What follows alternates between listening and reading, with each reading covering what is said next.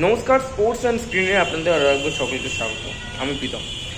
দুয়ারে কড়া নাড়ছে super cup এবং সেই সুপার কাপের কথা মাথায় রেখে চূড়ান্ত অনুশীলনে ব্যস্ত মোহনবাগান। চলতি বছর দুরন্ত পারফরমেন্স করেছে এই সবুজ মেরুন ব্রিগেড।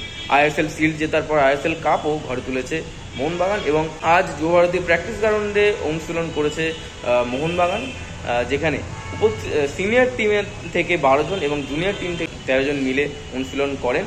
এবং সবথেকে বড় কথা হলো এদিন সিনিয়র টিম থেকে আসিফ কুরিনিয়ান, সাহাল আব্দুল সামাদ এবং দীপক টাংরি অনুশীলন করেছেন। অন্যদিকে বিদেশিদের মধ্যে একমাত্র উপস্থিত ছিলেন নুনো রেইস।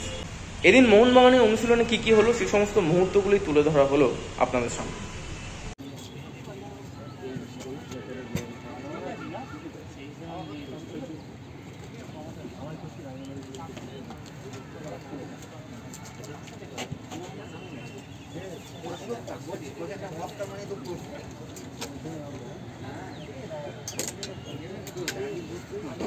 জয়ের ওখান থেকে এসছো? হ্যাঁ, ঠিক আছে।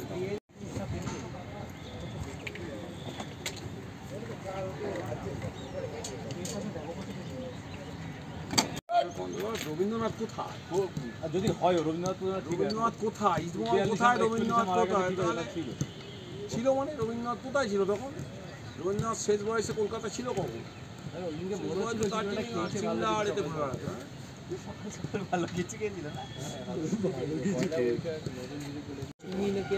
আমি তো করেছিলাম আমাদের যে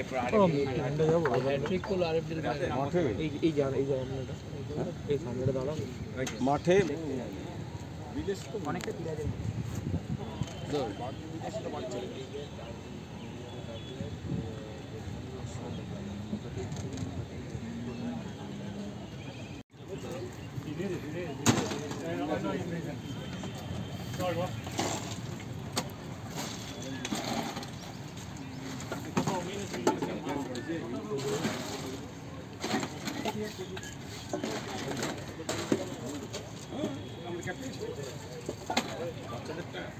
প্রথম চ্যাম্পিয়ন লোক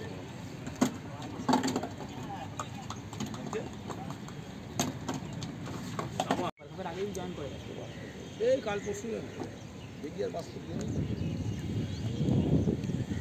আছে না।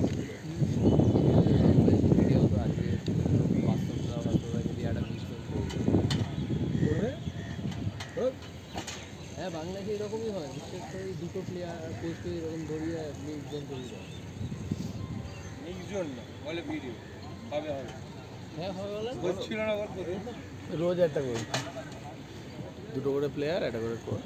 হ্যাঁ হ্যাঁ হ্যাঁ সবাই দেখি ম্যানেজারও দিচ্ছে। অন্তত তোমার আছে ওইখানে ওই কথা বলে মিডিয়া ম্যানেজার সে তোর এখানে এখন একজন আছে যে রিলে করে কোনো একটা জায়গায় ম্যানেজার ছিল, মিডিয়া ম্যানেজার।